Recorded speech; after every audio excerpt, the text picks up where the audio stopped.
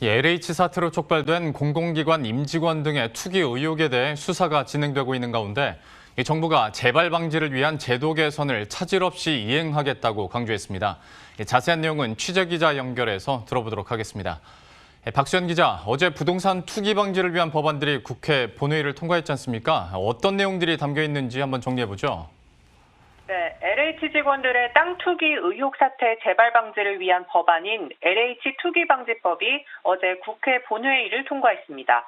택지개발 업무 관련자가 미공개 정보를 활용해 부동산을 매매하면 5년 이하의 징역 또는 투기이에게 3배에서 5배의 벌금을 물리거나 최대 무기징역에 처하도록 하는 것이 골자입니다.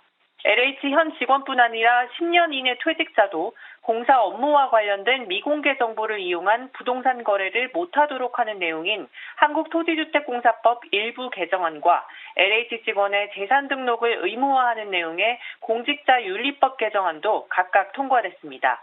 오늘 정세균 국무총리는 브리핑을 통해 LH 5법을 포함해 공직자들의 불법 투기 행위를 근본적으로 차단하기 위한 혁신 방안을 마련하고 있다며 이달 중 대책을 발표하겠다고 밝혔습니다. 당정은 오는 28일 만나 투기 근절책을 논의할 예정인데요. 공무원, 공공기관 임직원 부동산 등록제와 신고제를 병행하거나 공직자의 재산 등록 의무제 대상을 확대하는 방안 등이 검토되고 있는 것으로 알려졌습니다. 다만 이번에 부동산 투기 이익을 몰수하는 법안이 국회를 통과했지만 이미 투기 의혹을 받고 있는 LH 직원들의 경우 이 법을 적용받지 못합니다.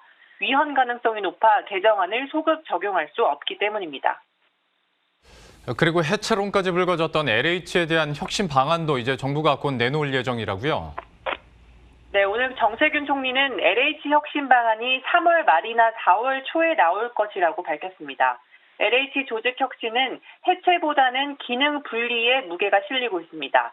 토지개발, 도시개발 등 기본 뼈대가 되는 핵심 기능은 남기고 주거복지나 주택건설 등 기능과 역할을 다른 곳으로 분리하는 방안도 거론되고 있는 것으로 알려졌습니다. 거대 조직인 만큼 현실적으로 해체가 어렵기도 하고 이사 공급 대책에 LH 역할이 필수적이기도 한 여러 상황을 종합적으로 고려한 것으로 보입니다.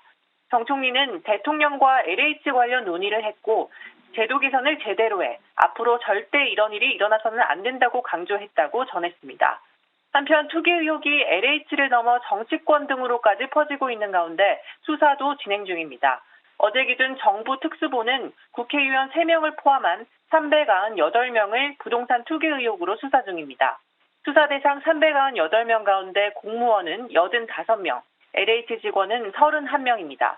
특수본은 공직자의 내부 정보를 이용한 투기는 구속 수사를 원칙으로 강력히 처벌하겠다는 방침입니다.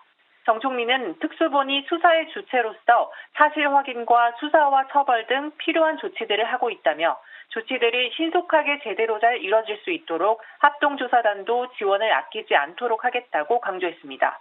머니투데이 방송 박수현입니다.